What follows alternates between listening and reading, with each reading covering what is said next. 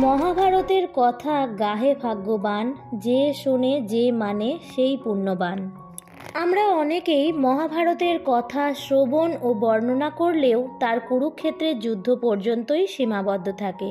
কিন্তু মহাভারতের 18টি পর্বের শেষ 2টি পর্ব তথা মহাপ্রস্থানিক পর্ব ও স্বর্গারোহণ পর্ব সম্পর্কে আমাদের তেমন কোনো ধারণা নেই বললেই চলে। অথচ এই শেষ 2 পর্বেই রয়েছে মহাভারতের সারাংশ ও পাণ্ডবদের শেষ পরিণতির কথা। পাণ্ডবগণ চেয়েছিলেন সশরীরে স্বর্গে যেতে, কিন্তু তারা কি পেরেছিলেন সেটা? না, এক যুধিষ্ঠির ছাড়া অন্য কেউই তা পারেনি। কিন্তু কেন এবং কী কারণে পারেননি তা আজ আমাদের জানার বিষয়। আশা করছি ভিডিওটি শেষ পর্যন্ত দেখলে আপনাদের ভালোই লাগবে, তাই ভিডিওটি সম্পূর্ণ দেখার অনুরোধ রইল। নমস্কার বন্ধুরা, ইন্সপায়ারিং উইথ পিয়ালি চ্যানেলের আরও একটি নতুন ভিডিওতে আপনাদের সকলকে জানাই স্বাগত। কুরুক্ষেত্রের মহারণ শেষ হওয়ার পর বিজয় আসে পাণ্ডব শিবিরে। অন্যদিকে ধৃতরাষ্ট্র ও গান্ধারীর শত পুত্রের মৃত্যুর মধ্যে দিয়ে পরাজিত হন কৌরবরা। এরপর পঞ্চপাণ্ডব মিলে হস্তিনাপুরে 36 বছরেরও বেশি সময় ধরে শাসন করেন। কিন্তু যদুকুলের শিরোমণি শ্রীকৃষ্ণের দেহাবসানের পর পাণ্ডবগণ ভেঙে পড়েন। মৌসল পর্বে অর্জুনের কাছে যদুকুল ধ্বংসের বিবরণ শুনে যুধিষ্ঠিরের মনে একটা বৈরাগ্য এলো।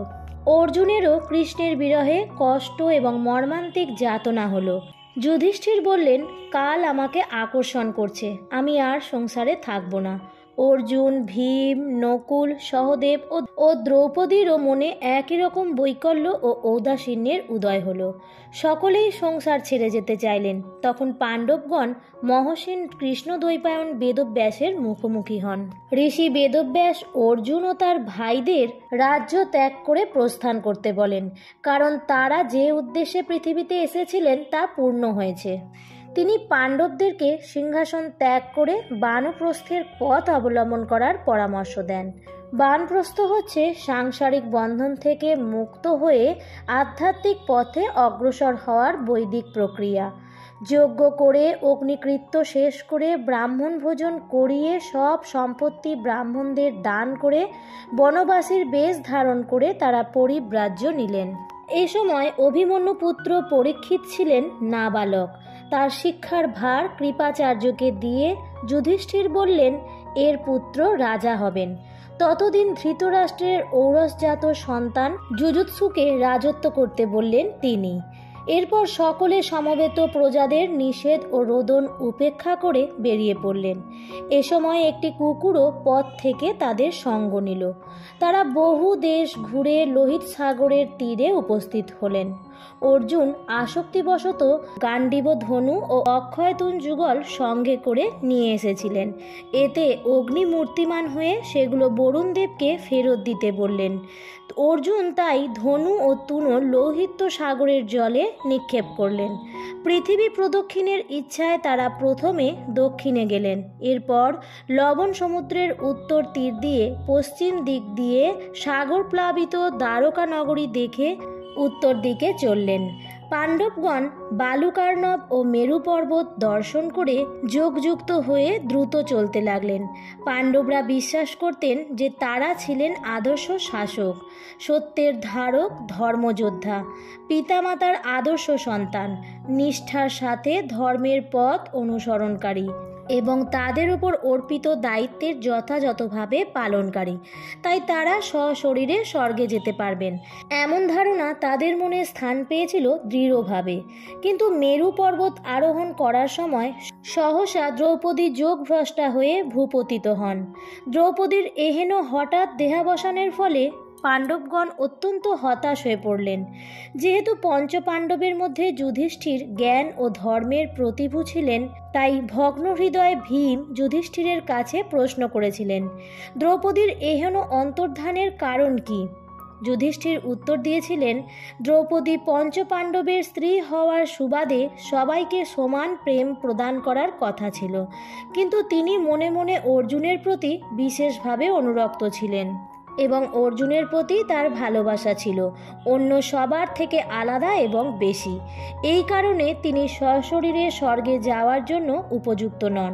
দ্রৌপদীর মৃত্যুশোক কাটিয়ে আবার যাত্রা শুরু করলেন পঞ্চপাণ্ডবগণ।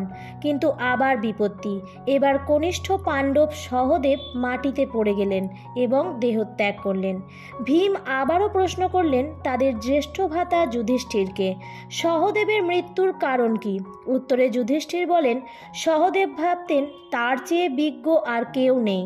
তিনি তার জ্ঞান নিয়ে খুবই গর্বিত ছিলেন এবং কেউই তার মনে গর্ব বা অহংকার নিয়ে স্বর্গে প্রবেশ করতে পারে না। এরপর কিছুক্ষণ পর নকুলও পড়ে যান।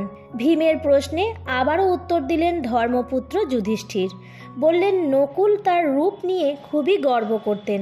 তিনি মনে করতেন তার তুল্য রূপবান আর কেউই নেই। তার এই গর্বের কারণে সহদেবের মতো তাকেও স্বর্গ লাভ থেকে বঞ্চিত হতে হলো। নকুলের মৃত্যুর পর বাকি রইল মাত্র 3 জন পাণ্ডব। পথের ক্লান্তি ও ভাতৃবিয়োগের যন্ত্রণা সহ্য করতে করতে একসময় শোকার্ত অর্জুনও পড়ে গেল। অর্জুনের মৃত্যুর কারণ হিসেবে যুধিষ্ঠির বলেন, অর্জুন একদিনেই সকল শত্রু নাশ করার গর্ব করতেন, যা তিনি পারেননি। তাছাড়াও তিনি অন্যান্য ধনুর্বিদদের অবজ্ঞা করতেন। এই কারণে তার ভাগ্যেও সশরীরে স্বর্গবাস নেই। সবার শেষে ভীম নিজেও ভূপতিত হল। তিনি তার আসন্ন মৃত্যুর কারণ শেষবারের মতো জিজ্ঞাসা করলেন ভ্রাতা যুধিষ্ঠিরের কাছে।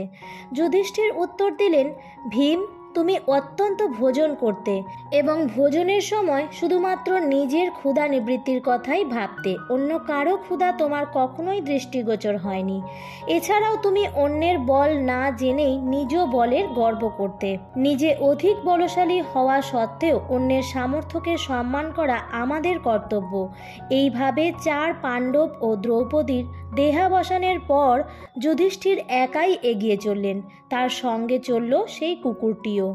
কিছু দূর অগ্রসর হওয়ার পর তিনি দেখতে পেলেন দেবরাজ ইন্দ্র তার দিব্য রথ নিয়ে যুধিষ্ঠিরের জন্য অপেক্ষা করছেন। এরপর ইন্দ্র রথে চেপে যুধিষ্ঠিরের কাছে এসে তাকে রথে উঠতে বললেন। কিন্তু যুধিষ্ঠির তার স্ত্রী ও তার 4 ভ্রাতাকে ফেলে স্বর্গে যেতে রাজি হননি। ইন্দ্র বলেন তারা দেহত্যাগ করে আগেই স্বর্গে গেছেন। এতে যুধিষ্ঠির তার সাথে আসা কুকুরকেও সঙ্গে নিতে প্রস্তাব করেন। কিন্তু ইন্দ্র বলেন যার সাথে কুকুর থাকে তিনি স্বর্গে যেতে পারেন না। এ সময় যুধিষ্ঠির উত্তর দিলেন, শরণাগতকে ভয় দেখানো, স্ত্রীবধ, ব্রহ্মসহরণ ও মিত্রবধ, এই 4 কার্যে যে পাপ হয় ভক্তকে ত্যাগ করলেও সেই পাপ হয়, তাই তিনি ভক্তকে ত্যাগ করবেন না। তখন কুকুরটি হঠাৎ ধর্মরূপে আবির্ভূত হলেন। বললেন, যুধিষ্ঠির, তোমার তুল্য কেউ নেই, কেউ হতেও পারে না। ধর্ম তাকে আশীর্বাদ করলেন তিনি সশরীরে স্বর্গারোহণ করে অক্ষয় লোক লাভ করবেন। স্বর্গে পৌঁছে যুধিষ্ঠির ভাইদের ও দ্রৌপদীকে দেখতে চাইলেন, কিন্তু তিনি প্রথমে দেখতে পেলেন কৌরব বীরদের। তার জিজ্ঞাসু দৃষ্টির উত্তর দিয়ে নারদ বললেন, যাদের পাপ বেশি পুণ্য কম তারা আগে স্বর্গভোগ করে নরকে যায়, পুণ্যবান আগে নরকে যায়। তাই যুধিষ্ঠির নরকে যাতনাক্লিষ্ট ভাইদের ও দ্রৌপদীকে দেখতে পেলেন। নরকের দুঃসহ যন্ত্রণা, উৎকট পুঁতিগন্ধ, নানা রকম উৎপীড়নের কাতরোক্তি এসব দেখে কাতর হলেন যুধিষ্ঠির। এরপর দেবতারা এসে যুধিষ্ঠিরকে স্বর্গে নিয়ে গেলেন। দেখলেন তার ভ্রাতারা এবং দ্রৌপদীও ইতিমধ্যে নরকবাস শেষ করে স্বর্গে পৌঁছেছেন। তো বন্ধুরা, এই ছিল আজকের ভিডিওটি ভালো লাগলে অবশ্যই লাইক, কমেন্ট এবং শেয়ার করতে ভুলবেন না। এবং এই ধরনের আরও ভিডিও পেতে চ্যানেলটিকে সাবস্ক্রাইব করে পাশে থাকা বেল আইকনটির অল লেখাটিতে ক্লিক করে দেবেন। আবারও দেখা হবে পরবর্তী নতুন কোনো ভিডিওতে। ভালো থাকবেন, সুস্থ থাকবেন। ধন্যবাদ।